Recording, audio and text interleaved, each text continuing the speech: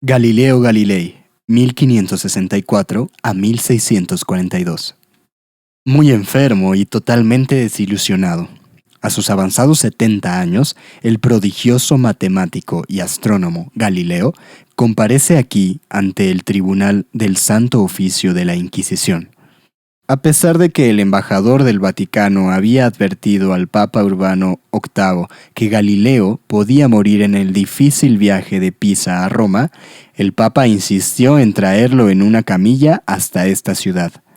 Solamente gracias a la intervención de un amigo cardenal, Galileo se salvó de ser enviado a una de esas espantosas cárceles del Santo Oficio. Sin embargo, tuvo que sufrir una terrible espera que le ocasionó varias crisis nerviosas hasta que lo confinaron en la embajada de Toscana. Debido a las amenazas de torturas horribles que la Inquisición tenía en su repertorio, Galileo actuó con gran diplomacia y habilidad para defender valientemente su conclusión acerca de las observaciones astronómicas a las que llegó. Lo realmente intolerable para él fue que ni uno solo de los clérigos, ni de los arzobispos, ni algún cardenal levantaron la voz a su favor para apoyarlo en contra de la Santa Inquisición. Ellos fueron testigos reales, pues en innumerables ocasiones vieron con sus propios ojos, a través del telescopio que había inventado el mismo Galileo, la maravilla del nuevo universo que éste les mostraba. Habían observado los cráteres sobre la superficie de la Luna y su órbita alrededor de la Tierra, iluminada por el Sol. También vieron los anillos de Saturno, los círculos de las lunas de Júpiter, a Marte y a Mercurio en sus órbitas alrededor del Sol. El alto alcance del nuevo telescopio descubrió la Vía Láctea con millones de nuevos sistemas solares, demostrando claramente que nuestra Tierra no es el centro del universo, sino solamente uno más de los planetas que dan vueltas alrededor del Sol, uno de muchos otros sistemas de nuestra galaxia.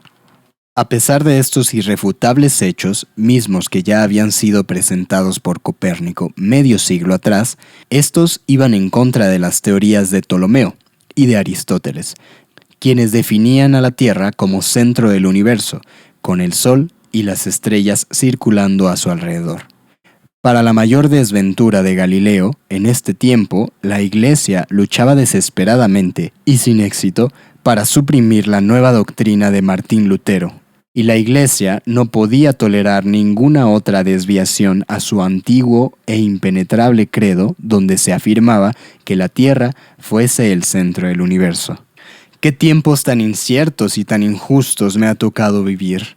No puedo permitir sufrir la desgracia como Giordano Bruno y tantos otros, quienes han encontrado una muerte despiadada en la hoguera, solo por no estar de acuerdo con la doctrina de la Inquisición. Piensa Galileo. Fue en este contexto, en un momento de debilidad y miedo, del cual después se arrepiente amargamente.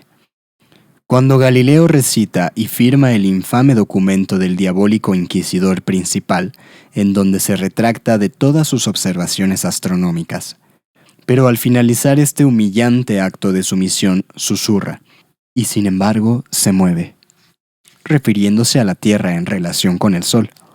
Aún así merece ser castigado, aunque tomando en cuenta su edad y su estado de salud tan deteriorado, le convierte en la cadena perpetua en arresto domiciliario y reclusión.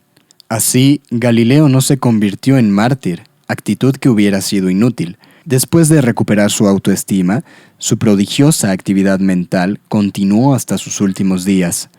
Publicó un tratado sobre mecánica, uno de sus mejores libros. Inventó el termómetro y el reloj de péndulo exacto. Mantuvo desde su lugar de confinamiento amplia correspondencia con los principales científicos de Europa, entre ellos el astrónomo Kepler, quien descubrió que los planetas se mueven en órbitas elípticas. Galileo era de origen aristocrático. Nació en Pisa, al final del Renacimiento italiano, cuando la Iglesia se había convertido en la gran celosa de la fe. Con el resurgir de la Inquisición que frenaba todo poder creativo, se destacó por su cabello pelirrojo, por el gran tamaño de su cuerpo y por su innata curiosidad. Su padre, un brillante músico, le animó a estudiar medicina y después matemáticas en Florencia. Todavía muy joven, impresionó a los grandes maestros con sus conocimientos y fascinación por las matemáticas. y así consiguió la cátedra en esta materia en la Universidad de Pisa, en donde el maestro más joven era él. Galileo se desarrolló como un verdadero genio de las ciencias, pero también fue un ser humano lleno de limitaciones físicas por sus frecuentes enfermedades. Nunca se casó, pero tuvo 2 hijas y un hijo con una bella prostituta, aunque no existe un testimonio de que haya sido un padre atento a sus necesidades. Galileo no solamente trascendió por su nueva astronomía. La parte más sustancial de su trabajo consistió en su gran aportación en la mecánica y la física. Realmente él es el verdadero fundador de la ciencia exacta moderna, con sus experimentos y observaciones con cálculos precisos. En estas áreas es mejor conocido por su primer trabajo en gravedad y movimiento. La leyenda cuenta que dejaba caer bolsas de diferentes tamaños y pesos desde los 40 metros de la torre inclinada de su ciudad natal. Así descubrió que todas las bolas impactaban al mismo tiempo y demostró que la velocidad de la caída y la relativa aceleración son constantes para todos los cuerpos. Cualquier variación al respecto es la resistencia del aire. Galileo dio forma a la ley de inercia y demostró que un cuerpo en movimiento sigue avanzando sin que se le aplique un nuevo impulso. Sus primeras afirmaciones de acción y reacción posteriormente fueron fortalecidas por la ley de movimiento de Isaac Newton, a quien los historiadores consideran el vengador de Galileo. Newton dio pruebas irrefutables de las observaciones de Galileo, ya que él vivía en Inglaterra, en donde la Iglesia Católica no tenía ni voz ni voto. Él fue quien finalmente pudo publicar libremente y sin ser castigado que Galileo tenía la razón. Ya ciego y desalentado, durante los últimos 4 años de su vida, Galileo gozó de un amor verdadero, aunque platónico, con una viuda muy inteligente, atractiva y resuelta.